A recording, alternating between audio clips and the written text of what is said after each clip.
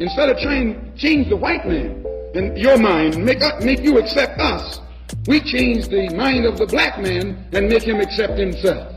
And as soon as he accepts himself, he'll solve his own problem. He won't be trying to force himself into your factory and into your bedroom and into your kitchen.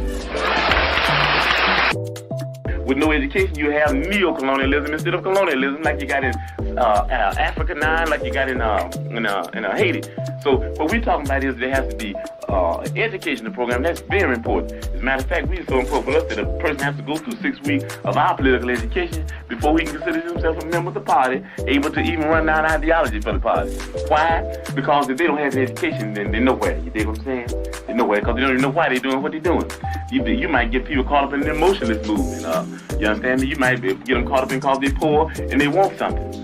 And then if they're not educated, they want more. And before you know it, they'll be capitalist. And before you know it, we have Negro imperialists.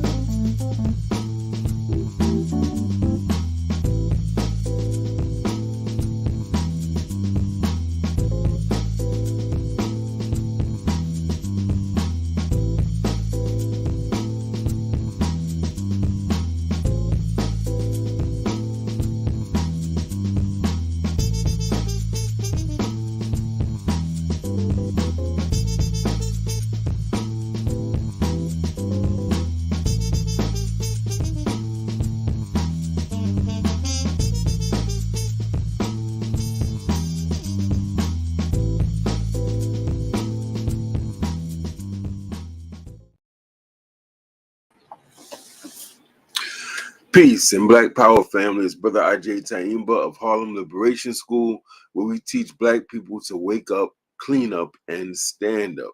Hope everyone's having a beautiful day thus far and weekend, and enjoying the beginnings of another Black History Month. I just want to put a few things on the screen, some reminders for the family. Like you family, to please subscribe to the YouTube channel. We're doing pretty good. We're getting a lot of subscribers every month. But it seems to me we should be over 10,000 subscribers at this point, family. Everybody tells me, oh, we love the content. We love what y'all talking about over there. So show your love. You know, love is for some people is a noun. For me, it's a verb. I love you, right? In that sense. So if you love the work we do, family, then please translate that into doing things like subscribe to the channel. Contact us if you have events coming up. If you're in the community, you have events, you want certain audience of people to know about it, let us know and we'll either have you on to talk about the event, or we can arrange something for a small fee and we can put your graphic of your flyer up on our broadcast as we do our broadcast. There's a lot of ways we can help, and those are some of the ways we want to help. Quick announcements. Some of you know that I've established a life and leadership coaching business, and I just want people to know it's now available. It's available. I'm available to help individual clients as well as, say, members of organizations who are seeking to be more efficient, more effective, and more productive, who are seeking to develop the ability to predict likely things about to happen based on the patterns they see now and anticipate certain things, who may need little help with ideas around getting more people out to their meetings, keeping more people coming to their meetings, getting people energized about the organization.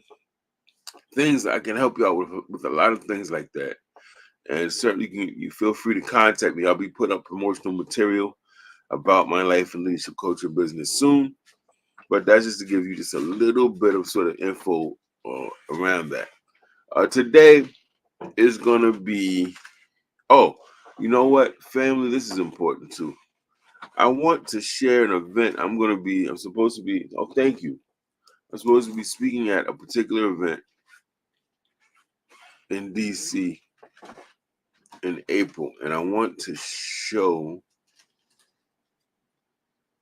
that. So what I want to do is show you this flyer. You should see a flyer in front of you. It's certainly this year, 2024. It is called the Sankofa International Conference in Washington, D.C. And it has been organized by our sister Janie Earl, also known as Janie Cook, on Facebook.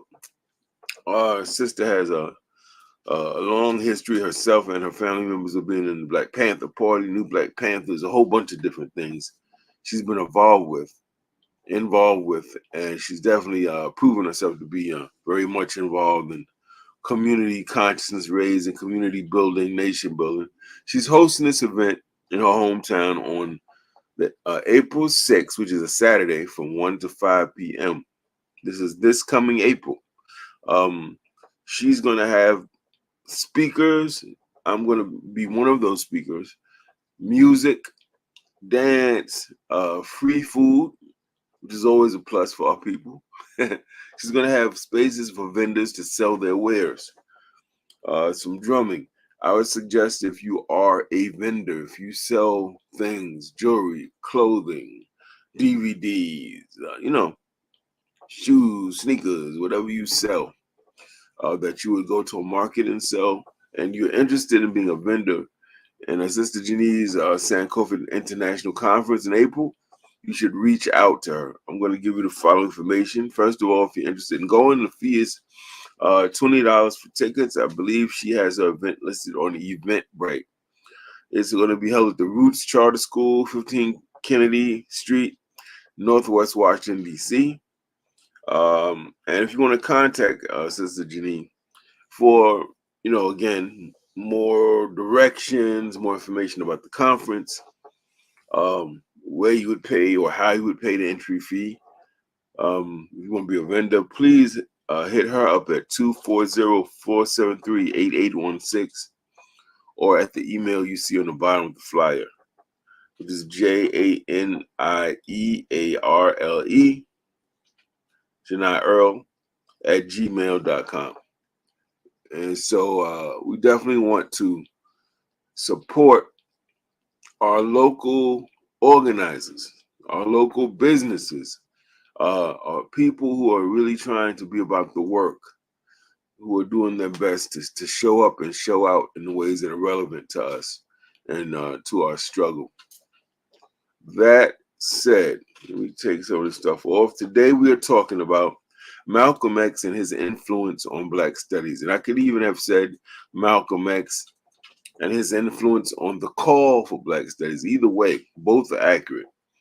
And it's something I don't think people think about. Many of you watching, man, were going to college and you took a few African American studies classes. You went to the African American Studies department, signed up. You took a few introductory level classes, 100 level classes. You might have loved it. You moved up to 200 level classes. Then you got a little older, become an upperclassman. You took some 300 and 400 level classes. And of course, as an undergrad, you can take some graduate courses that are higher level as well. But when you were sitting in those seats and having those discussions and reviewing those books, whatever you were doing, I don't know if you all thought about how those departments got there, and who helped put them there. So that's what we're doing today. I'm going to look at a few of the comments, and then I'm going to read this paper. Today, we're going to get this. This is some of my more scholarly so-called work. I want to read it because I think it's full of information for those that are checking it out.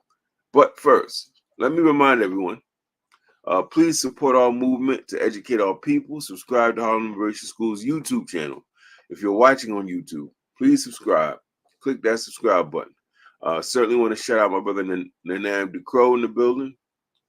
I see we got our brother Norman Richmond, who says he's watching in Toronto. Thank you for joining us, Norman. We have my queen, my queen bee, Brenda Hilaire, who greets us with the Wukusu greeting, which we know is an acronym of wake up, clean up, stand up. And so we want to thank the people watching. I see there's a few people watching. We want to thank in advance those of you who will watch the later recorded version. We also want to say, hey, man, happy Black History Month. And we know there's a lot of us, how we get, family. Oh, and this is the shortest, coldest month of the year. White man gave us black. Incorrect. That is a myth. A black man gave us Black History Month, and he put it in February. His name is Dr. Carter G. Woodson. He is the person who started. It was called Negro History Week. He was hoping to get more of our people to appreciate and learn about our culture, our impact in the world, our contributions in science and math and all these different things. And he would go to different churches and have programs and do stuff like that. And since he started, it's really been phenomenal, the impact it's had. Some Black student unions around the country, that's like, for some of them that are less active, that's like their big month is February. They do the Black History Month stuff and they have all these events and dances and speakers and stuff. I know Black History Month is something that we tend to take for granted, or people would say, why is it in February, the shortest, coldest month? Well, our brother Dr. Carter G. Woodson placed Negro History Week. It was 1 week, family, and it grew into a month. But he placed it in the second week of February because he felt it honored the birthdays of two men who he felt were very instrumental in Black liberation. One of them was Frederick Douglass, born in the second week of February. The other was Abraham Lincoln. He felt that the president, by virtue of signing the Emancipation Proclamation, supposedly freeing our people, we know it's not quite how that happened, but he felt that by virtue of him signing that important document, that it led to our empowerment into our liberation. So that's why Black History Month is in February. It has nothing to do with the white man. It's Carter G. Woodson who started his Negro History Week on the second week of February. So we just want to make sure we give people credit when we share misinformation like that. In this case, we kind of rob Carter G. Woodson, man, like a lot of credit he should get for being visionary enough way back in close to 1914 or 15 to create something like a Black History Month. We rob him of that credit that he deserves. And we also give the white man way too much credit. It's like, he's involved in everything we do. He's the master puppeteer. No. Some of that is hyperbole and anecdotes. Not true. And anyway, that's right, Brother Namdi. He knows what I'm talking about. It's only supposed to be 1 week. Anyway, we want to salute all of you in the name of Black History Month. I always get excited around Black History Month. One of the hats I wear is as a historian, so I feel like it's a time. Yes, Black History Month should be every day. And this is another thing we do. Well, I don't see the big deal. Black History Month should be every day. Well, yeah.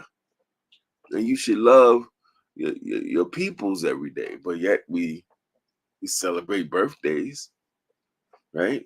Once a year. There's nothing wrong with having these special times throughout the year to commemorate people and things that are important to us. So I don't think that we need to make that an issue. Yes, you should celebrate Black History Month every day. You should love on your family every day. And yet we celebrate birthdays. We have some of us celebrate Valentine's Day and all these different holidays. It takes nothing away from this idea that we should be consistent in our application of things. But it's to say, there's nothing wrong with having special days where we focus and hone in on certain important ideas. And that's what I think Black History Month represents for us. Now, family, let me go. I'm going to be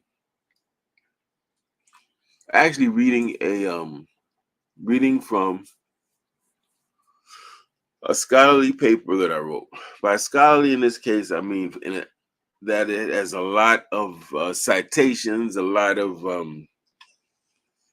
me referencing different books and articles and speeches and making a very specific point and backing it up with very specific argumentation.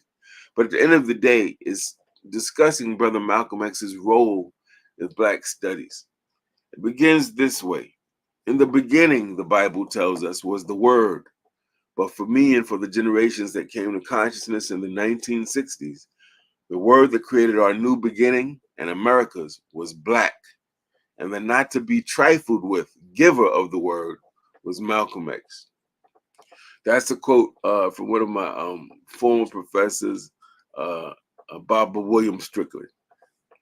Then it goes on to say, or to read, new scholarship throughout the last decade has attempted to reconceptualize the significance, objectives, key figures, and social influences of the Black Power movement. Known collectively as Black Power Studies, this research complicates the traditional narrative of Black Power in several ways, challenging, for example, the idea that the movement was principally concerned with violence, empty bravado, and more damaging, the notion that the Black Power movement can be conveniently blamed for the demise of the Civil Rights Movement, rather than being viewed as an alternative to the ineffectiveness of civil rights initiatives and demands in critical areas of American life. Black Power scholars have also reimagined our understanding of important leaders and organizers. This includes brothers like Kamosi Woodard and his important reassessment of Amiri Baraka, my good friend, Brother Dr. Scott Brown, and his seminal work on Maulana Karenga and the US organization. Among Black Power personalities, perhaps no individual is more iconographic and influential than Brother Malcolm X. While his assassination in 1965 prevented his active and actual participation in the Black Power movement, he nevertheless became the primary mentor and reference point for Black Power activists and advocates everywhere. Also known as the Black Power movement, I'm deviating from the paper. The Black Power movement starts in 1965-66 because it is in 1965, in February, that Brother Malcolm is gunned down, right? So you got to be a powerful person to kind of influence whole movements in your death, right? All right. Despite the publication of his best-selling autobiography, records of his legendary speeches and writings, and books exploring his ideology and objectives, however, room still remains for scholars to explore his unique influence on Black Power advocates and organizations. This void is apparent concerning Malcolm's influence on the call for Black studies in the 1960s. Now, Black Power scholar Pernille Joseph correctly maintains, for example, that Black studies is one of the, quote, most enduring and outstanding legacies of the Black Power movement. Given Joseph's observation, along with Malcolm's widely regarded significance to the Black Power movement, surprisingly, little research makes the connection between Malcolm's ideology and the college student call for Black studies after his death. This essay seeks to address this void in the Black Power narrative by making this ideological connection. I argue that Malcolm was to Black studies what soul musician James Brown was to funk music or soul music. He did not simply help construct the project. He played a considerable role in laying his foundation and designing his blueprints. To support this assertion, we're going to explore Malcolm's brilliant use of history in his analysis and deconstruction of white supremacy, his call for the development of a liberatory Black consciousness through historical study, and his consequent ideological impact on Black studies advocates of the late 1960s.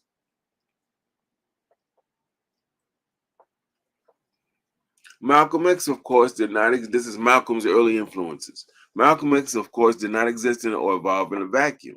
Like anyone else, his development was a complex interplay of choices he made, personal experiences, and the influences of other people and events. Even the various non-birth names he adopted throughout his life reflect the profound impact that travel, people, spirituality, and personal activities had upon his evolution as a person and political personality. Indeed, scholar Manu Empim divides Brother Malcolm's life into 4 phases based on his various names. He says there's a Malcolm Little phase, a Detroit Red phase, a Malcolm X phase, and an El Hajj Malik El Shabazz phase. And he suggests that young people use these different phases of Malcolm's life as kind of guideposts to understand who he was and what his legacy was. Writing in his autobiography, Malcolm explains or implies that his first major political influence was his parents. He recalls his father, Earl Little, being a traveling preacher, a Marcus Garvey follower that advocated Garveyite principles and spoke of Africa in favorable terms. According to William Strickland, Malcolm's mother, Louise, played an equally important role in politically educating the family. Quote, she read with them from the Negro World and the daily newspaper. She told them stories about their ancestry, and she insisted they refer to themselves not as Negroes, but as Black people family. This is Brother Malcolm's mother, Louise. The Littles' racial and political influences over their children are magnified when we consider they weren't just Garvey sympathizers, like people who just liked his ideas. As Manning Marable notes, Earl and Louise were formal members of Garvey's UNIA, Universal Negro Improvement Association, and they were active advocates of Garvey principles. They attended several UNIA conferences in Philadelphia and Harlem from 1918 to 1920, and they were field organizers for the organization. They had official capacity, right? They moved to Omaha, Nebraska for the purpose of creating a new UNIA chapter where Louise Little would become its secretary and where Malcolm would be born. Interestingly, the UNIA not only created a foundation of Black consciousness for young Malcolm and his siblings, but in a larger sense, it was a forerunner of various Black nationalist organizations that followed, including, and we cannot forget this, the Nation of Islam. Ernest Allen, shout out to Professor Ernest Allen, for example, cautions against making exact parallels between the UNIA and NOI. They're different organizations, but he notes compelling similarities between the two, including the creation of paramilitary units, political conservatism, and an emphasis on creating Black businesses. In addition to imparting ideas of race, pride, and solidarity to their family, Louise and Earl Little also modeled important qualities and practices long considered staples of the Black nationalist tradition. For example, they were subsistence farmers, raising small farm animals, fruits, and vegetables which they ate and sold for money to their neighbors. Earl Little traveled to different cities to preach, which generated a small supplementary income, and he was a master carpenter who owned land and built a family house. At least one, I read maybe 2 or 3 family houses, all by himself. Louise Little exposed her children to international news and politics relevant to Black people, rejected the term Negro as a name for Black people. And in this sense, the Littles, the couple, Malcolm's parents, modeled for their children the rejection of white standards, self-sufficiency, and race pride, qualities that Malcolm would later embody and popularize himself, and that Black power activists would later champion in their efforts to challenge white cultural and political domination or hegemony. Malcolm's call, let me stop, make sure I didn't lose nobody. Everybody's still with me. Hey, Sister Abner, how you doing, sis? Glad that you stopped through. Sister Abner is in the building. Brother Devon Teet in the building. And I see Abby, peace and blessings to your family, your husband, your children. Hope everything's well with you. And I think that is the Queen Bee. We should be international when creating new history. Right. What do we want our personal family history and the history of our people to be going forward? Raising good questions. Brother Devon is always going to hit you with the race first. Intentional. Thank you. Nanam Crow, make sure I don't know what he's referring to, but I know it's something good. And Namdi's one of those people, if he makes a comment, you always know it's coming from a good place. I know he's not saying anything sarcastic. Also, family, some of this lettering is so small. I'm looking at this like, whoa. So if I make an occasional mistake, please be patient with your brother. Please forgive me. All right, let me go back. This is talking about Marcus Garvey, Elijah Muhammad, and Black liberatory education. There's a whole history to this. Malcolm's call for an unashamedly Black historical perspective and an alternative system of education, later echoed by Black students of the 1960s, found its roots in similar sentiments promoted within the modern Black nationalist tradition of the 20th century. From the era of African American captivity up to the Reconstruction period and beyond, Black people have always viewed education as a means of social mobility and social empowerment. Within this tradition, individuals and organizations created alternative educational philosophies, curriculums, and institutions. So the people that run this, oh, you trying to be white, you think you know, and try to, that's crap. Black people have always, and I'm talking about even before we were on this continent called North America. If you read the Hosea or read modern interpretations of the Metu Neter, what the white man calls hieroglyphics, you're going to see all over these temple walls inscriptions that are referring to this idea of, knowledge is power, wisdom is power, seek truth, seek wisdom, right? And things like this that are honoring the traditions of study and education, that honor teachers, that honor students. So anybody who's Black who's come with this anti-intellectual, do understand they're operating completely outside the tradition of anything we would call Afrocentric or African-centered. It is not African-centered to have a disdain or some type of hatred or trivial thinking about education. That's part and parcel of what it means to be African. Marcus Garvey's Universal Negro Improvement Association promoted a program of Black re-education in its 1918 Constitution. Section 3 lists as one of its aims, quote, to establish universities, colleges, academies, and schools for the racial education and culture of the people. The organization did not establish formal universities, but it did conduct public workshops addressing life management skills. In October of 1914, it established the Collegiate Industrial and Social Fund to create schools to teach academics and culture to Black youth. The UNIA also conducted weekly lectures for adults around the themes of education, health, civics, history, and politics. In other words, you will not see this terminology used, but what Brother Garvey was doing with the UNIA was creating the forerunner of what we now call liberation schools. That's exactly what they were doing. They just didn't call it that. Contemporary scholars often point to Elijah Muhammad's cult leadership, corruption, sexual affairs, and political conservatism as evidence of his personal and organizational shortcomings, while some followers of Malcolm in his post-NOI period decry him for suspending Malcolm from the NOI and the possible role he played in his assassination. I got to pause real quick for him.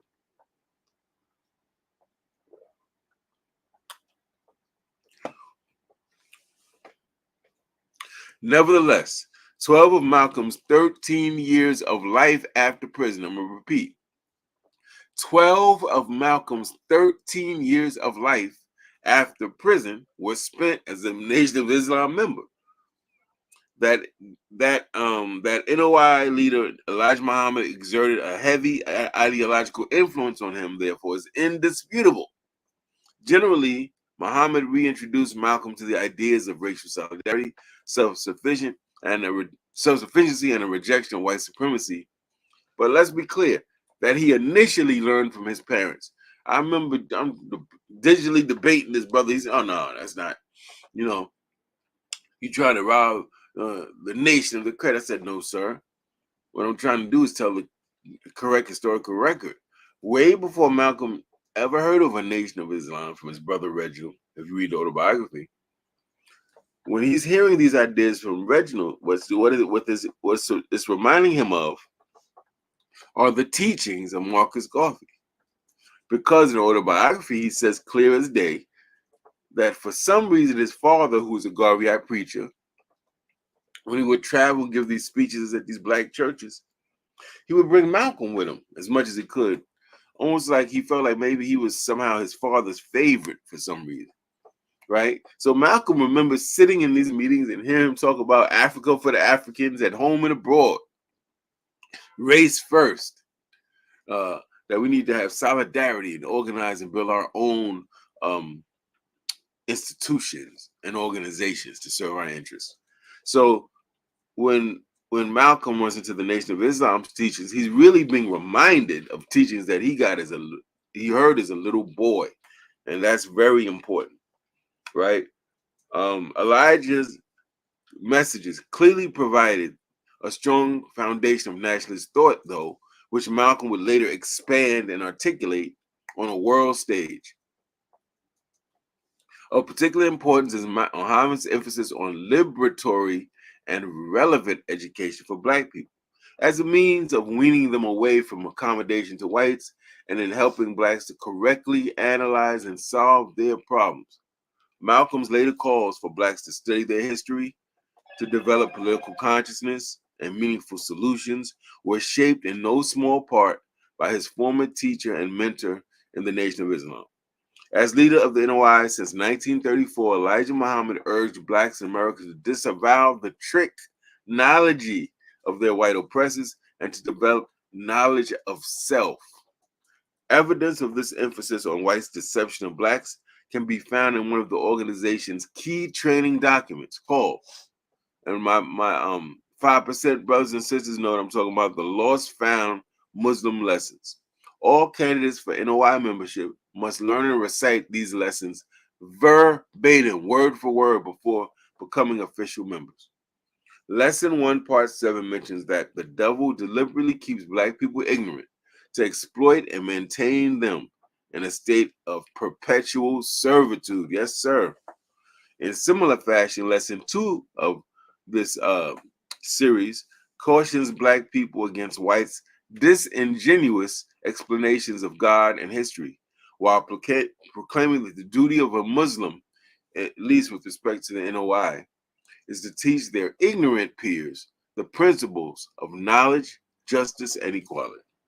Now, while much of the NOA catechism, because it's kind of like the Catholic Church, these things you read, and there's questions, you read answers, and you memorize it.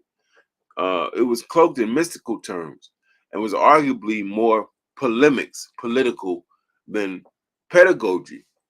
The twin notions of identifying the deceptive and exploitative educational agenda of whites and the need for Blacks to liberate themselves through education formed important precedents for Malcolm X and the Black studies advocates of the 1960s. I'm building a case, family. Bear with me now. I'm building a case, and we're going to end with showing you how Malcolm is directly connected to this call. The Black students in the 60s and the Black Power movement saying, taking over these buildings and these college campuses, saying, we want Black studies departments. They're coming right from the tradition of what Malcolm was talking about before he was killed. Having established Elijah Muhammad's strong influences on the question of independent and alternative Black education, and given his close mentorship of Brother Malcolm X for 12 years, it is difficult to imagine that his ideas in this area did not influence his top protege at the time. Malcolm's positions on community control, racial solidarity, self-defense, and Black consciousness were inextricably tied to NOI doctrine as they were linked to UNIA doctrine. Upon leaving the NOI in 1964, a combination of travel, self-reflection, and exposure to new ideas led Brother Malcolm to develop ideas that went beyond the scope of Muhammad's teaching, Elijah Muhammad. These ideas and his powerful way of communicating them to secular Black audiences, non-religious Black audiences, caused Malcolm to be a primary reference point and inspiration for advocates of Black power and its offspring, Black studies. Before identifying Malcolm's connection to the birth of Black studies, then, some attention must be given to his influence on Black students and the Black Power movement. Now, let me go back. Are you still with me, Black people? Are you still with me? I'm going to take a pause. I'm going to go check out some of our comments. Brother Devon says Abibio Fahudi, and he's running down some Swahili, some important terms. Ubuntu, Uhuru Sasa. Yes, indeed. Brother Nnamdi Crow says, to think as an African in this country, in definition to this backwards, when that is, okay, to think African is to think ahead, forward.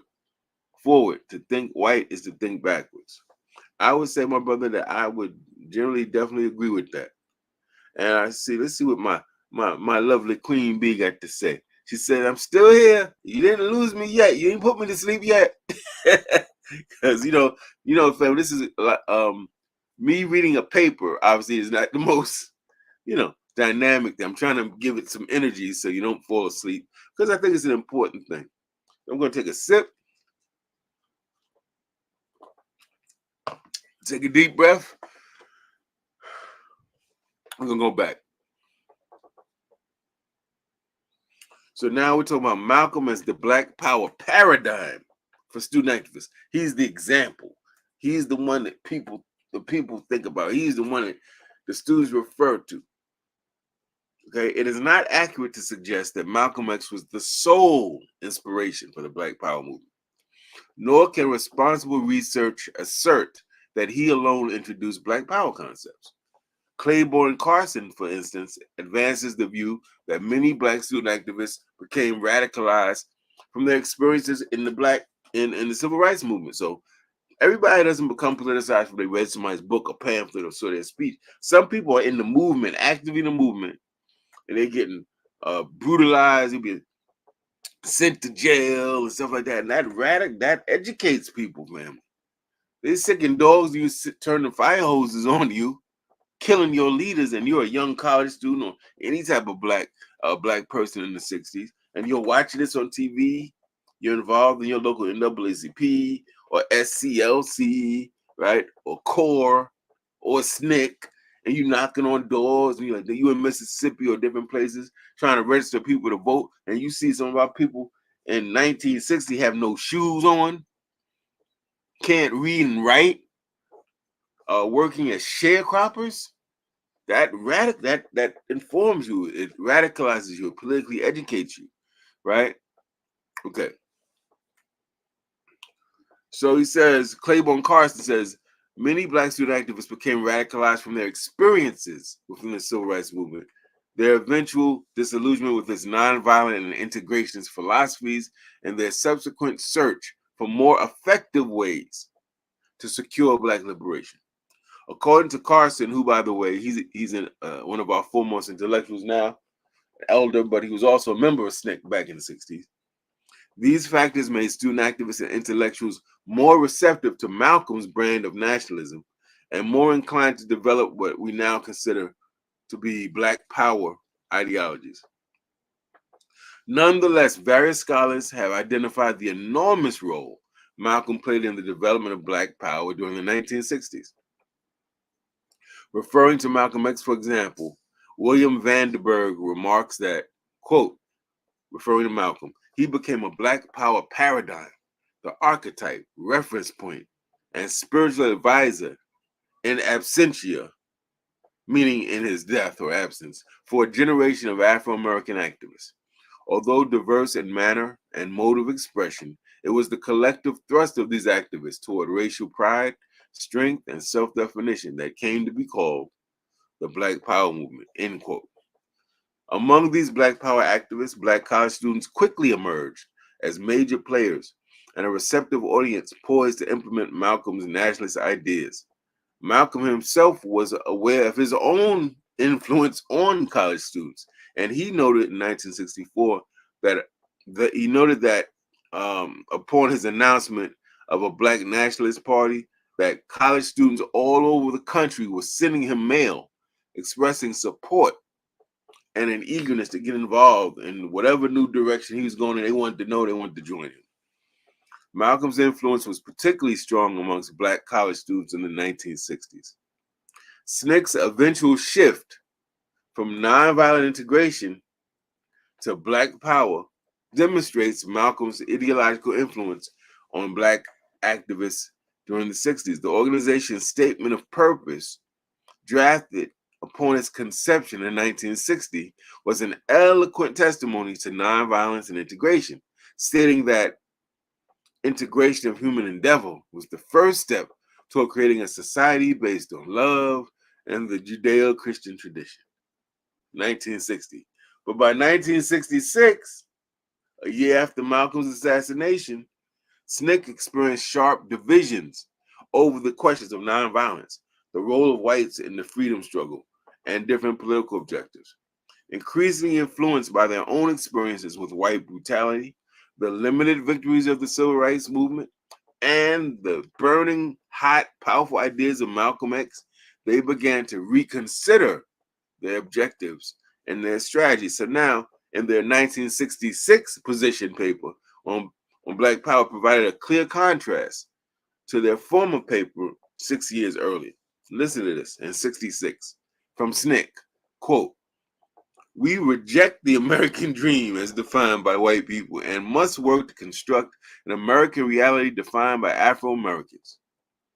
In all, the document argues for black self-determination, rejecting white liberal leadership, and the need to create autonomous black institutions, along with creating a new black consciousness." Quote, if 1966 SNCC paper, listen, "If we are to proceed toward true liberation, we must cut ourselves off from white people. We must form our own institutions, credit unions, co-ops, political parties, and write our own histories." So in that 6-year period, they go from the kind of Martin Luther King type organization to Black Power, right? SNCC's transformation from integrationist civil rights ideology to that of a more nationalist Black Power ideology by 1966 is directly linked to Malcolm X. SNCC members followed Malcolm's writings and reports of his travels and speeches like many other blacks throughout the nation.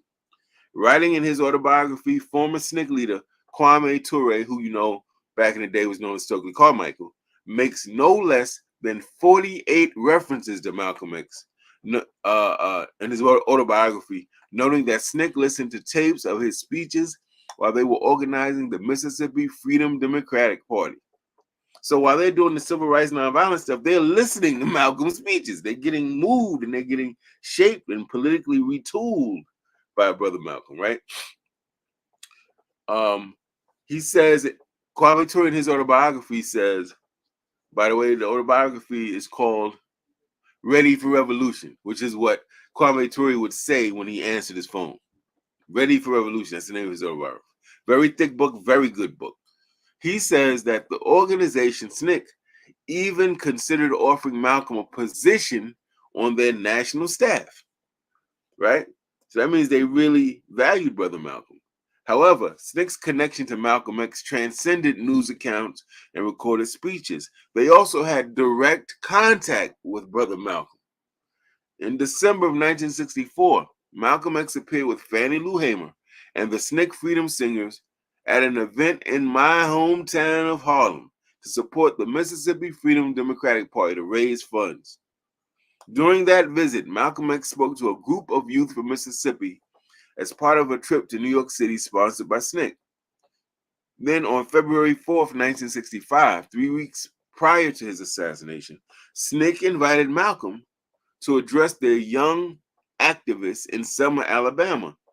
And his audience, upon hearing his ideas, House Negro, Field Negro, and all these different things, they went crazy. Young people in SNCC, listening to Malcolm directly for themselves. We are left to presume that SNCC would not have listened to Malcolm's speeches, talked about offering him a position on their staff, or inviting him to speak and share a platform with him if they did not respect and share elements of his ideology. The organization's shift toward Black Power ideas and national leadership in 1966, 1 year after Malcolm's assassination, offers strong testimony in this regard. I'm gonna go back to my people. Take a quick look. Make sure we all here. Brother Shabazz Muhammad is in the building. Assalamu alaikum, walaikum assalam to you, good brother. Hope you are well. Hope you have peace. Brother Shabazz Muhammad says Malik El-Haj Shabazz read and studied while he was in prison. Yes, sir. Voraciously. In fact, I used to have this website. You can still probably find it on the web, family. Of somebody had actually taken notes of Malcolm talking about the different things he read in prison, and they listed all these books he read in prison, and his scope of reading was phenomenal. He wasn't one of these people, I'm just going to read books that black people wrote, which is kind of foolish. He wrote for white psychologists, white philosophers, all types of Asia, all types of people, because he wanted to understand. And this might burst our bubbles, but black people aren't the only people that understand things, family. So his reading was wide and varied, which is one of the reasons he was so sharp intellectually, right? Brother Nnamdi Sabukwe, peace to the brother. Yes. And now let me go back. I'm trying to stop to give us a pause from me reading this paper so you don't get bored. Now, this subheading of this paper, this essay is called From Brainwashing to Black Consciousness, Malcolm and Historical Analysis. I'm making a case that when we talk about Black studies, you got to talk about Malcolm X. That's what we're getting to. Scholars often credit Malcolm X with popularizing the validity and necessity of Black retaliatory violence, self-defense, given as it was such a sensational aspect of the Black Power movement. Perhaps an even more important and far-reaching contribution was his use of history in analyzing white supremacy and advocating for Black liberation. Manning Marable, in his essay, very important essay, Black Studies and the Racial Mountain, characterizes the Black intellectual tradition as being three components when we talk about Black intellectuals. They are descriptive, they are corrective, and they are prescriptive. Right? Likewise, Malcolm's use of history operated in the same manner. So now let's break down what we mean descriptive, corrective, prescriptive. Malcolm did the same way. He used history in these three ways. One, to explain the Black experience from the vantage point of Blacks' own perspectives and interests. Right? That's descriptive, telling our story. Today we like to say our narrative. Two, challenging false and limited views of Black people. Corrective. So when we see that somebody say, oh yeah, the white man gave us Black History Month, no. The intellectuals come say, no, that's not correct. A Black man gave us Black History Month, known as Negro History Week. And he is the one that started, and he's the one that put it in February. So they'll correct things when they see things that are wrong, told about us, our perspectives, our motivations, our accomplishments. They'll correct them. And three, he encouraged Black agency towards solving collective problems. This is to say that we're not just going to keep complaining about what the white man is doing and how miserable we are, that we're going to activate ourselves to become, as I like to say, active agents of our own liberation, right? And so I make the analogy that it was as if Malcolm X made the Wizard of Oz characters a metaphor for the brainwashing confronting Black people in the mid-20th century. Like the Scarecrow, some Black people believe themselves to be unintelligent and incompetent. Like the Tin Man, they were disheartened and subject to dehumanization. Like the Lion, Blacks felt defenseless and emasculated in the wake of white brutality and exploitation. Confronted by these externally imposed views, Black people, like Dorothy, were collectively lost, existing in a geographic and political landscape both alien to them and hostile to their experience. Malcolm's remedy involved the strategic use of history and re-education to imbue Black people with a reaffirming sense of value and importance, to have Black people return home by embracing their African identity and character, and to deconstruct white supremacy by exposing whites as mere mortals, not wizards and if so, fake wizards, who occupied their position of dominance through coercion and manipulation. His most important weapon toward accomplishing these endeavors would be his historical analysis. Malcolm's message to the grassroots speech in 1963 is a fine example of his descriptive historical analysis. It is true that his famous juxtaposition of house and field Negroes kind of depicts an oversimplified understanding of captive Africans and plantation dynamics. The house slaves he described as identifying with their masters might have actually been tricksters, faking loyalty to gain concessions or information. Moreover, as Cornel West suggests, Malcolm's blanket description of house Negroes and their counterparts in the field were not completely accurate, because remember, he's making an analogy. And analogies aren't always perfect. Analogies are made to get an idea across. But in getting the idea across, they may sometimes lack historical accuracy, right? Nevertheless, Malcolm's contrast between the enslaved blacks and their connection to privileged blacks versus working class blacks in the 1960s effectively described our oppositional relationship to whites, while exposing the placating role often played by black people in positions of established leadership. As Malcolm noted, quote, just as the slave master of that day used Tom, the house Negroes, to keep the field Negroes in check, the same slave master has Negroes who are nothing but modern day Uncle Toms, 20th century Uncle Toms, to keep you and me in check, to keep us under control, keep us passive and peaceful and nonviolent. Malcolm X was particularly effective and dynamic when using history to correct racist perceptions of black people. In explaining this, he noted, quote, when you go back into the past and find out where you once were, then you will know that you weren't always at this level, that you had once attained a higher level, had made great achievements, contributions to society, civilization, science, and so forth. And you know that if you once did it, come on, you can do it again. You automatically get the incentive, the inspiration, and the energy necessary to duplicate what our forefathers formerly did. But by keeping us completely cut off from our past, it is easy for the man who has power over us to make us willing to stay at this level, because we will feel that we were always at this level, a low level.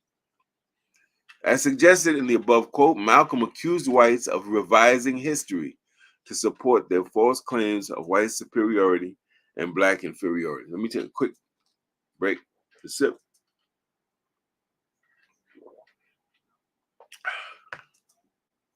According to traditional historical accounts, he argued, blacks' accomplishments were of a limited nature and only occurred in America, presumably and conveniently with white assistance, right? And for the ultimate benefit of whites. Accordingly, Malcolm used history in a corrective sense to cite evidence of African civilization and achievement prior to white contact. In other words, we were those people before we even knew they existed. We were living high. That didn't happen with white contact. That happened before we even knew they were on this planet, right? Okay. In his Afro-American history speech, for example, Malcolm spoke about Egypt, which is really Kemet, Mali, Songhai, Ghana, Carthage, and Moorish societies as being advanced in mathematics, architecture, and astronomy. Moreover, he challenged ethnocentric white anthropological assertions when he boldly identified, back in the 60s, that ancient Sumerians and the Dravidian people of India were what? Black. This is Brother Malcolm, man. In 1965, Brother Malcolm read the OAAU Charter and referred to his new organization's intention to correct the distorted history taught to black children in American public schools. Quote, when we send our children to school in this country, they learn nothing about us other than we used to be cotton pickers. Every little child going to school thinks his grandfather was a cotton picker, while your grandfather was Nat Turner. Your grandfather was Toussaint Louverture. Your grandfather was Hannibal. Your grandfather was some of the greatest black people who walked on this earth. It was your grandfather's hands who forged civilization, and it was your grandmama's hands who rocked the cradle of civilization. While decades of enlightened scholarship have rendered such commentary common, in contemporary times, everybody knows this stuff now, but wait. Malcolm's further call for community-controlled schools, black teachers and principals, and textbooks written by black historians comprise educational and historical correctives that were quite revolutionary and controversial in the 1960s. Also, we must note that Malcolm, like many of his contemporaries, was influenced by a white slave historiography shaped by people like Stanley Elkins and Kenneth Stamp, which argued that slavery psychologically and culturally destroyed black people. NOI teachings also promoted this now widely rejected claim. In other words, this idea that they destroyed everything about us. No, that's not true. They tried to, but they didn't destroy it. You can't completely destroy a culture. What you can do is disconnect people from their culture to the point where they don't have a memory. They lack historical memory. They lack historical reference, or they see elements of their original culture as corny, right? If it's not about doing these things. All right. To his credit, however, Malcolm did recognize the enormous need for black people to use history and education as weapons in their fight for identity, revitalization, and empowerment. The OAAU chapter captures this spirit when it notes, quote, a race of people is like an individual man. Until it uses its own talent, takes pride in its own history, expresses its own culture, affirms its own selfhood, it can never fulfill itself. If that sounds like the writings of John Henry Clark, that's good, because that is his writings. He wrote a large part of the charter for Brother Malcolm. Malcolm, in line with his attempt to use history in corrective fashion, often argued that black people need to redefine or re-identify ourselves. He approached this in several ways, but some of his most brilliant and dynamic efforts occurred through his rejection of the terms Negro, American, and minority. Influenced by his NOI background, Brother Malcolm dismissed Negro as a derogatory term that expressed contempt and inferiority. Moreover, he argued the term was ambiguous. Speaking in 1965, Malcolm noted that the term Negro lacked any linguistic, geographic, or cultural roots. People that identified themselves as Negroes, therefore, effectively disconnected themselves from any history or culture. Malcolm also chastised black people for identifying themselves as American citizens. And perhaps the best summary of his ideas can be found in his 1964 ballot or bullet speech. Using clever anecdotes, he explains that blacks do not receive the rights or privileges of American citizenship and reminds his audience that true citizens would not need to protest for the recognition or protection of their civil rights. Lastly, he identifies himself not as an American, but as a, quote, victim of America, pointing to an oppositional logic that black masses should adopt as well. Quote, no, I'm not American. I'm one of the 22 million black people who are the victims of Americanism. And I see America through the eyes of a victim. I don't see any American dream. I see an American nightmare.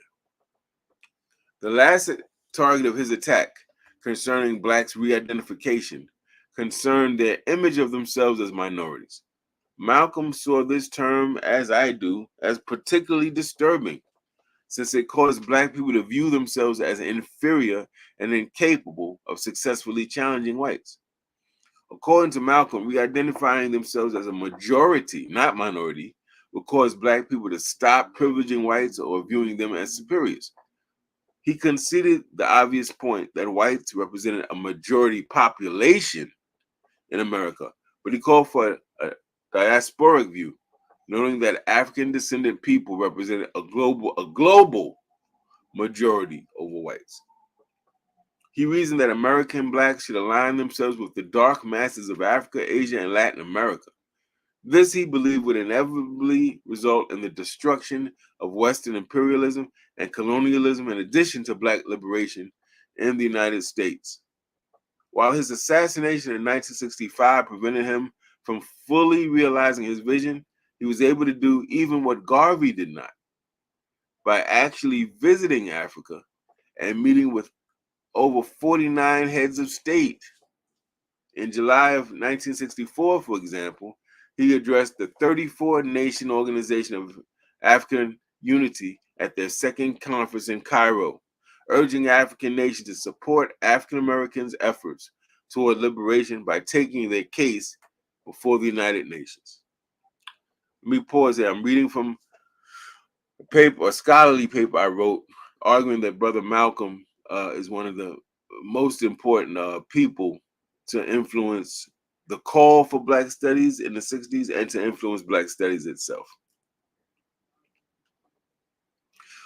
Another key component of Malcolmian ideology that drew from his corrective analysis of history was the idea of self-determination. He believed that Black people reserved the right to define, organize, and govern themselves without white permission or control. Black codependency on white validation or definition led, in his opinion, to a debilitating distrust in Blacks' own authority, leadership, and agency. In this respect, he often referred to recent history and events to make his points, rather than history from a period of ancient times or Southern enslavement, for example. In his message to the grassroots speech, Malcolm X praised the 1955 Bandung Conference, in which 29 Asian and African nations met in Indonesia to promote cooperation amongst their countries and to oppose colonialism and imperialism from both the United States and the Soviet Union. Remember, that was during the Cold War period. What most impressed Malcolm was their willingness to unite across economic, political, and religious boundaries, and their exclusion of whites. Urging Black people to draw from this model, he suggested that, quote, we need to stop airing our differences in front of the white man, put the white man out of our meetings, and then sit down and talk shop with one another. Excluding whites, he reasoned, would promote Black autonomy and self-determination, and would also allow for candid and productive discussion. You know how some of us get when white folk around, we don't, we get a little scared. It's not that we want to be discreet. Some of us are scared to state what we feel in front of white folks. So he figured if we had things all Black, that would get that problem out the way.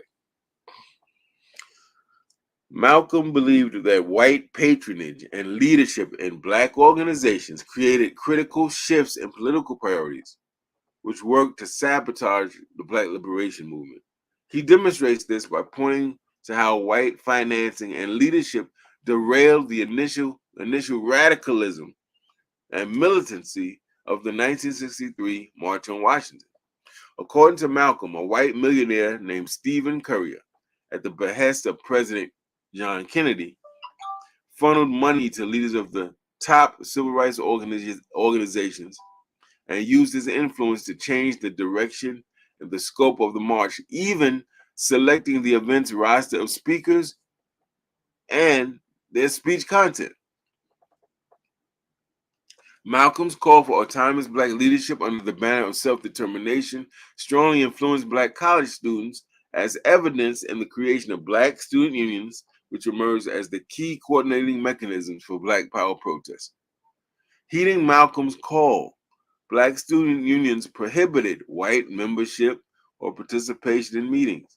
Activists organizing to create Black studies departments similarly insisted that whites not be allowed in classes nor allowed to teach. This is a different time.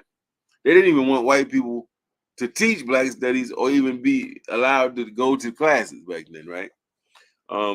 These ideas also found practical expression in the increased demand of exclusively Black dormitories and cultural centers on college campuses. So when I went to Cornell, those of you familiar with Cornell, they have a residence hall called Ujamaa, which is all Black students, right? So these kind of ideas are being filtered through Malcolm's speech. These young students are listening to Malcolm's speeches and what he's talking about. And they're seeing themselves in the wake of his death as trying to implement and actualize some of these ideas, right? Opponents characterize their demands as separatists, But advocates for these demands claim their right to define their own issues, their own constituency, and their own leadership and tactics. Inspired by Malcolm, they believed white inclusion would undermine their objectives. In addition, they resented the paternalistic assumption that blacks somehow needed or welcomed white assistance, advice, or supervision. Black student unions and black studies departments, after all, existed in an oppositional relationship to white political and educational domination.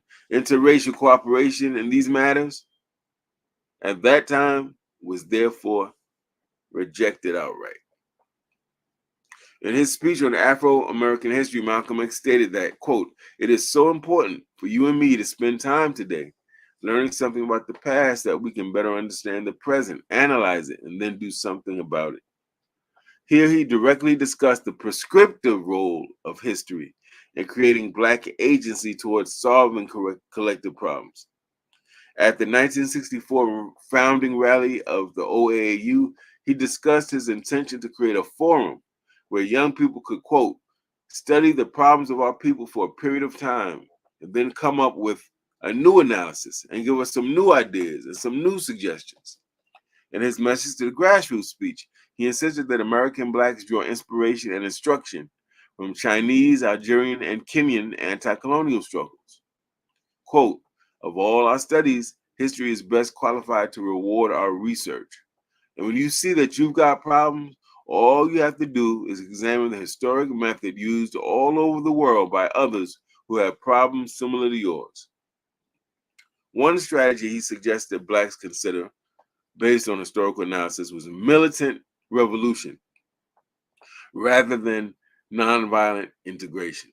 Speaking to a predominantly white socialist audience in 1964, he implied that black revolt against the American government was consistent with the militancy demonstrated by white patriots during the American Revolution. Quote, "If George Washington didn't get independence for this country nonviolently, if Patrick Henry didn't come up with a nonviolent statement, and you taught me to look upon them as patriots and heroes, then it's time for you to realize that I have studied your books well." End quote. Here, Malcolm questions the validity of nonviolent struggle, and he advocates for black militancy, reasoning that if America gained its independence from violent struggle, what would be wrong if black Americans took the same approach? Let me take a break and see who's in here engaged with the people. Okay. I see that we have, yes, sir, Brother Shabazz Muhammad is reminding us, as we said, and we said this in the paper too, Brother Muhammad, Brother Shabazz, that his father was a member of Marcus Garvey's movement. My Queen Bee is reminding us to please tell your family and friends about Harlem Liberation School. We hope that you, as you review the content, you'll be inspired to Wukusu, wake up, clean up, and stand up. It's the way to liberation. And Brother Shabazz says, Brother Malcolm was a very dangerous man back in the 50s and 60s. True indeed. And we know that's real because we know that some government agencies conspired to and actually did kill him. We have Brother Born Eternal Lord Allah says, peace, righteous minded family, peace to God.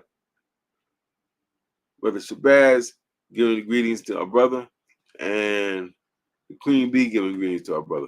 So, family, I'm going to try to finish this out. Again, I'm reading a scholarly paper I wrote. It's not the most exciting. We're going to try to finish this out. We've already approached over an hour, and then we're going to get moving with the rest of our day. Let's see where we are. Now, Malcolm X and Black Studies. Of all his ideas, this call for a cultural revolution to unbrainwash an entire people most directly served as a catalyst and reference point for people that would later advocate for Black studies programs throughout the nation. As this paper has detailed, Malcolm believed that Blacks would generate a revolutionary Black consciousness by analyzing their past with an effort toward affirming their racial pride and providing effective solutions. Remember, since we're in Black History Month, I got to deviate and make this point. Malcolm didn't see Black history as this, bang on our chest, I'm proud, and this makes me feel good, and who is the first Black nurse and who's the first Black. He didn't look at history like that. He saw history as an actual revolutionary tool, family, a weapon, a shield, something we could use to actually analyze our problems and solve them.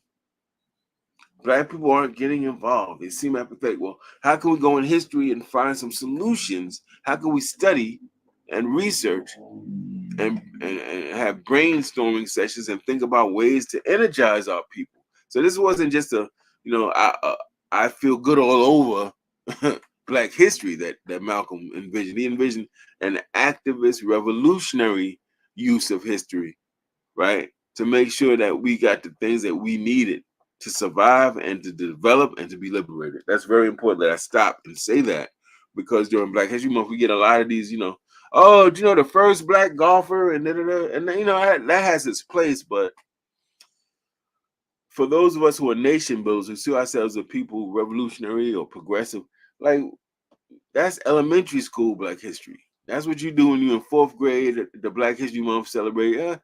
The first Black nurse in Hawaii or sister. As you get to graduate school, you're not going to be talking about the first Black. Now you're talking about, okay, we got a problem with Flint and Michigan and the water. What historical precedents do we have for Black people engineering their own irrigation systems? How feasible is that? Is that something we should work towards? How can we take the example of Flint and things like and Katrina, where Black people were devastated and received no or adequate so-called white help? How can we take those historical lessons and now talk about how do we move away from this complete dependence on white people's stuff? And we start talking about creating our own irrigation system, our own agriculture, or Black farms. That's how we use the history, right? All right. Not merely jargon or intellectual abstraction. Malcolm believed education to be a weapon that must be used in the freedom struggle. So the basic unity program of the Organization of Afro-American Unity, reflects his emphasis on education. And it even anticipates the interdisciplinary nature of Black studies when it notes, quote, "We must change the thinking of the Afro-American by liberating our minds, yes, through the study of philosophies and psychologies, cultures, and languages that did not come from our racist oppressors." While this paper suggests Malcolm X provided the key ideological influence on the call for Black studies in the 60s, the intellectual foundations of Black studies started well before that era, created by individuals working within traditional academic disciplines and using the established methods of analysis and methodology. So we can't forget these important pioneers that came way before Malcolm. Working with scarce resources and little support, people like Benjamin Brawley, W.B. Du Bois, Carter G. Woodson, who started Black History Month, E. Franklin Frazier, Charles S. Johnson, Benjamin Qualls, and Arna Bontemps conducted groundbreaking research on the conditions and experiences of Black people, leading James Conyers to note, quote, "They pioneered the movement to study Africans throughout the diaspora within the Academy of Higher Learning." In other words, our first people like this were in the white man's schools, right? And they used the white man's resources to get the resources to teach our people about our history. We have to clap up for them and give them their proper respect. Woodson, for example, created the Journal of Negro History during World War I. Vindicationists and contributionist intellectuals, some of them self-taught and non-lettered, also stimulated interest in the study of Black history and culture. Among this list are people like J.A. Rogers, Chancellor Williams, John Henrik Clark, Jacob Carruthers, and John G. Jackson. However, Black studies is a structured, interdisciplinary academic discipline seeking to develop racial pride and identity, to challenge racist assumptions, and to solve problems confronting the Black community that emerged within the Black Power movement of the 1960s. Let me see where we are real quick. Okay. Several scholars have already cited Malcolm as the key influence on Black Power ideology and Black student activists, as noted earlier. But is there a direct link between Malcolm X and the Black Studies movement? On what basis can the call for Black Studies be attributed to Malcolm X ideologically? Scholars like Frederick D. Harper refers to self-defense. This is quote, self-defense at Cornell, interest in Africa at Princeton, Black unity at Northwestern, and Black studies and community involvement, all trends of the black students' concerns, which depict Malcolm X's charges to black youth and suggest his influence on their behavior.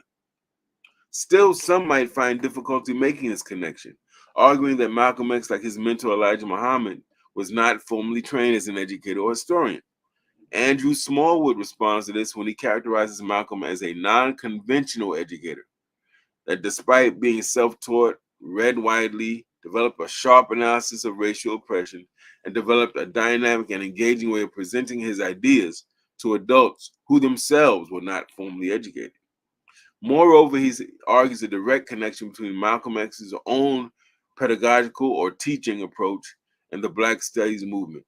Quote, as an antecedent to the Black Studies movement that occurred in the 60s and 70s, Malcolm X, as an educator, inspired a generation of African Americans to re-examine their history and reaffirm their cultural heritage and traditions through systematic study and educational institutions. Smallwood goes on to suggest that the self-taught multidisciplinary nature of Malcolm's own education and his emphasis on social analysis and social correctives would actually influence the early methodology, objectives, and structures of Black studies. Taking a different angle, scholar Pernille Joseph links Malcolm's connection to Black power and Black studies by highlighting the creation of Muhammad Speaks newspaper while he was still an NOI member. According to Joseph, Muhammad Speaks was primarily a revolutionary newspaper that advocated an anti-imperialist philosophy that would characterize Black power politics during the late 60s and early 70s. Another testimony to Malcolm's influence on the call for Black studies lies in the various Black studies projects named after him, which directly reflect his political ideologies and his vision of kind of an alternative history in education. In October of '69, Malcolm X Liberation University opened in Durham, North Carolina. In a 1970 interim report about the university, Chuck Hopkins, who was the university's information director, noted that the purpose of the university was to create an independent Black educational institution that would help Blacks develop self-reliance and work to create Black liberation. With an enrollment of 2,500 students, Malcolm X College opened in Chicago's West Side in 1969, and it's still there. Formerly Crane Junior College, it was renamed by community residents and leaders under the leadership of its president, Charles Hurst Jr.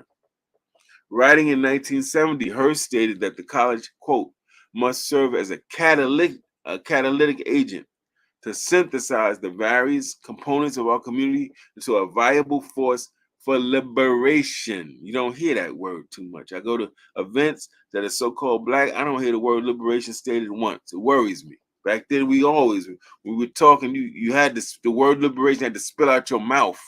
Now we forgot liberation. And when you don't speak it, that means you don't think about it. And when you don't think about it, it means you're not working on it and working to bring it into existence. We got to speak liberation at all times. Noting that the college was Black-run, Black-staffed, and serving Black students, he added that the college categorically rejected white educational norms and that it was committed to working within the community to solve its collective problems. Fred Hampton, then leader of the Chicago branch of the Black Panther Party for Self-Defense, attended the college prior to his murder by local police in 1969, and he was a personal friend of Hearst, who spoke on his behalf at a memorial service in Hampton's honor held at Malcolm X College. Fred Hampton attended Malcolm X College. This is important, family. Very important in Chicago. The school's credo was taken from Malcolm's statement that education is an important element in the struggle for human rights. It is the means to help our children and people rediscover their identity and thereby increase self-respect.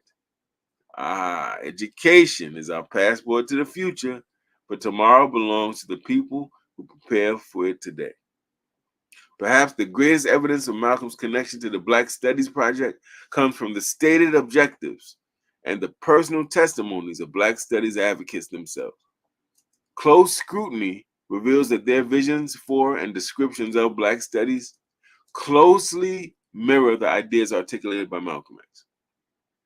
From his study of 200 Black Studies programs in 1973 Nick Aaron Ford categorized the objectives of the discipline in the following manner: to develop personal identity, pride, and worth, to aid blacks in understanding the basis for an identity that is satisfying and fulfilling, to develop involvement and improvement in the black community, to radically reform American education by attacking its racist assumptions, to train black students in the philosophies and strategies of revolution, to promote scholarly aptitude and intellectual inquiry into the black experience.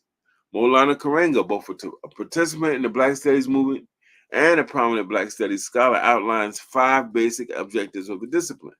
You're going to hear Malcolm's ideas all through this. These include the intention to teach about the experience of Black people throughout the diaspora, to assemble and create a body of knowledge which will contribute to our intellectual and political emancipation. James Garrett, who's still alive, who organized the nation's first Black student union at San Francisco State University in 1966, and he wrote the first proposal for a Black Studies department, reiterates the emphasis on Black Studies as a vehicle of Black liberation. He says, quote, "Many of us are coming to understand that we as African people need an educational system which defines objectives in terms of our needs and trains students with the skills necessary to aid in answering those needs. With the rise of national consciousness of African people in America, we discovered that we must become as independent as possible of the Europeans who colonize us, that we must rely upon our collective resources as a people to answer our own needs, that we must struggle to destroy the American sphere of influence on the continent of Africa, and that we must render ourselves ungovernable by those who oppress us." We're going to talk on that in another broadcast, what it means to be ungovernable by your oppressors. The students, activists, and intellectuals that crafted Black Studies believed that the educational system developed by whites was hegemonic or oppressive, and that Black people must develop a system of education that would prepare them for their own liberation. Nathan Hare, who was chairperson of America's first Black Studies department at San Francisco State College in 1966, wrote several articles explaining the significance of Black Studies. He consistently argued that the discipline should repair the damaged psyche of Black people and equip them with the skills and information to solve problems in their communities. Advocates like Dr. James Turner countered that it would involve serious intellectual inquiry and social correctives that transcended mere psychological revitalization. In other words, Dr. Turner is saying that this type of history we're talking about is not just about, hey man, did you know that we had this civilization and we was this and we no. Transcends that. It needs intellectual inquiry. We're trying to find out important answers. And also social correctives. How do we correct and solve our problems? All right. We are almost at, we just about at the end. The call for and debate over Black Studies clearly involve multiple personalities and conflicting political perspectives. However, when we examine how Black Studies advocates envision the discipline, the objectives they articulated for the discipline, and the various issues they debated around creating the discipline, all ideological and political roads lead back to Brother Malcolm X. No way you can refute that. In part, Malcolm's legacy rests upon the legions of Black artists, students, intellectuals, and activists inspired by his political rhetoric and transformed by his analysis to advocate for self-sufficiency, racial solidarity, and political empowerment, and furthermore to establish independent institutions to serve those interests. The concept of Black Studies and the collegiate departments which continue to house and facilitate it essentially represent an institutionalized and an intellectual embodiment of Malcolm's call for a critical analysis of the African American and diasporic experience.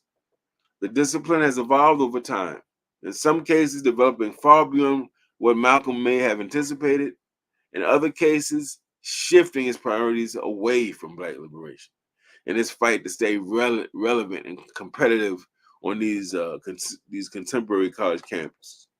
Nevertheless, if Black Studies is one of the most important and lasting legacies of the Black Power movement, then Malcolm X deserves recognition as one of the discipline's important ideological proponents. By pointing to the development of Black consciousness, by employing history in descriptive, corrective, and prescriptive fashion, By arguing for an alternative black worldview and system of education, Malcolm X, in effect, helped to conceive the ideological framework for what we now call Black Studies. In this sense, Malcolm X marked or identified an important reference point on the ever complex roadmap to Black empowerment. And there we are done, brothers and sisters. And I hope that you found that important. I can actually publish on YouTube. I can put the bibliography. That's extensive to write that particular essay, so you can see all the different materials that I draw from that help make the case. My baby girl, my queen, says, please, if you haven't, click that subscribe button and subscribe. Click the like button as well. Shabazz Muhammad says, saw you on YouTube. I'm glad that I found you. I don't know who exactly he's referring to, but we thank you, my brother. I assume he's talking about maybe Harlem Liberation School. We thank you, Brother Shabazz Muhammad. We hope you'll come back and hope you'll subscribe. Family, that's it. I've already taken up an hour, 25 minutes of your day. Thank you very much for listening to that.